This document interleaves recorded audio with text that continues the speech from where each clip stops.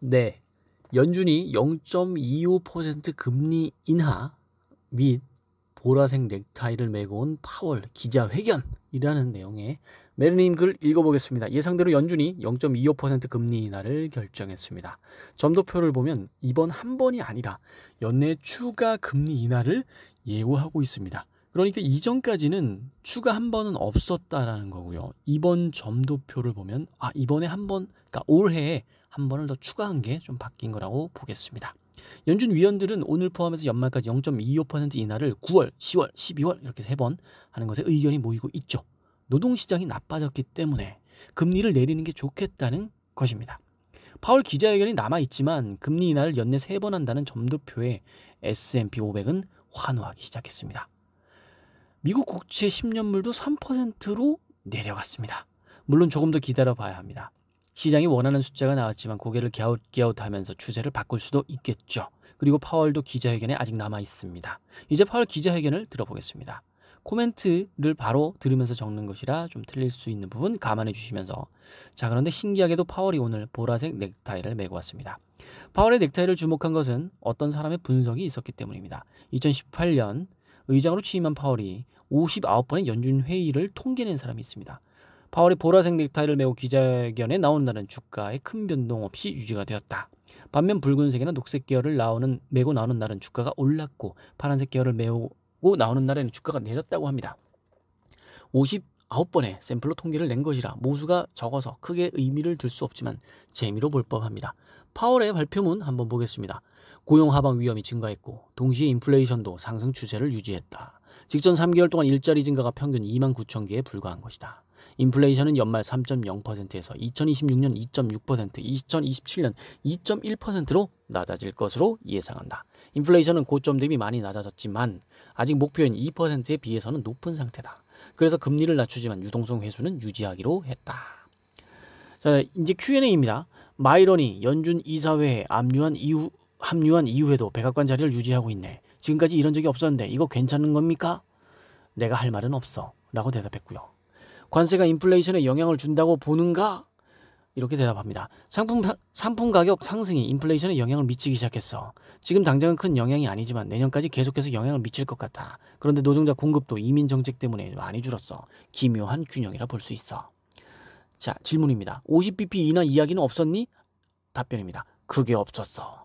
질문입니다. 오늘 금리 인하가 보험성이야 아니면 경기 침체에 대한 징조가 있어서니? 답변입니다. 일자리가 소급해서 크게 수정된 것을 봤어. 일자리를 먼저 고려해야 할 타이밍이라는 판단이야. Q. 고용 문제는 이민 정책 때문이잖아. 설명이 이상한데? A. 나도 관세보다는 이민 노동시장에 더 영향을 미치고 있다고 생각해. 그런 이야기를 한 거야. Q. 정말 인플레이션 2%에 도달할 수 있다고 생각하니? A. 2%를 목표로 하는 정책을 실행할 뿐이야. Q. 만약 물가가 갑자기 뛰면 어떡할 거니? A. 관세는 일회성 가격 인상으로 봐. 관세가 인플레이션으로 전환되는 속도가 느려지고 영향이 작아지고 있어. 따라서 인플레이션이 갑자기 뛰고 지속될 가능성은 낮아 보여. 그래서 우리는 두 가지 목표 중에서 고용 쪽에 힘을 줘서 균형을 맞추려는 것이야. Q. 점도표에 있어서 어느 정도 믿어야 하는 거니? A. 점도표는 19명의 개별 예측을 누적한 것이야. 위원들이 특별히 토론하거나 합의를 해서 점을 찍는 게 아니야.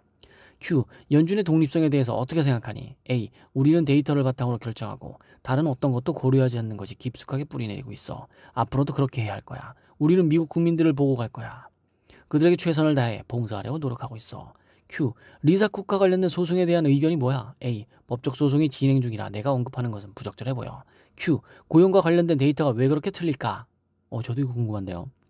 A. 노동통계국이 이것을 해결하기 위해 노력하고 있다고 생각해. 낮은 응답률과 관련이 있을 수도 있어. 모델에 문제가 있을 수도 있어. 낮은 응답률은 사실이야. 우리는 더 높은 응답률을 원하고 있어. 오차가 적은 데이터를 원해. 이것을 달성하는 방법은 노동통계국이 더 높은 응답률을 달성할 수 있는 충분한 소스를 확보해야 해. 네, 이 점에 관해서는 메르님의 지난 글에도 나와 있었죠. 한 줄 코멘트입니다. 파월이 금리를 맞추면서 유동성 회수를 유지하기로 했습니다. 브레이크와 악셀레이트 등을 동시에 밟는 양발 운전을 시작한 것이죠. 유동성 축소를 계속하겠다는 파월의 발언이 나오자 S&P 500이 떨어지기 시작했습니다. 미국 국채물도 내리기는커녕 다시 오르기 시작했습니다. 오늘 파월은 보라색 넥타이를 메고 나왔습니다. 보라색 넥타이를 메고 나왔을 때 주가는 큰 변동이 없었는데 현재는 좀 빠지고 있습니다. 장이 끝나봐야 알 것 같습니다. 자, 댓글 한번 읽어보면서 제 개인적인 생각도 한번 이야기해 보겠습니다. 황금님의 댓글입니다. 주식은 요동치다 지금은 보합이네요. 장기채 금리는 징글징글하게 안 떨어집니다. 올해 물린 내 채권 오늘 좀 기대했는데 금리가 더 오르다니 하하하. 저는 제가 알고 있는 지인들이나 톡방에 이렇게 이야기를 했습니다. FOMC 금리가 25bp가 떨어지든 50bp가 떨어지든 주가는 오를 것이다라고요.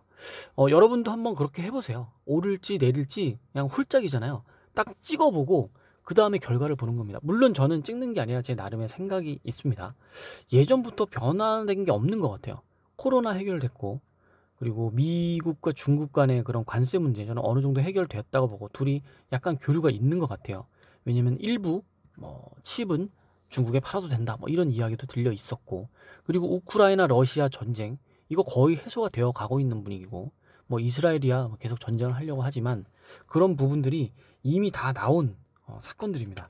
전체적으로 크게 터질 만한 건 저는 안 보입니다. 대신 한국만 보면 좀 개인적으로는 이제 메르님의 글에 보면 그 새마을금고 PF 대출권 이런 게 보이고, 3,500억 달러를 트럼프가 요구했었죠.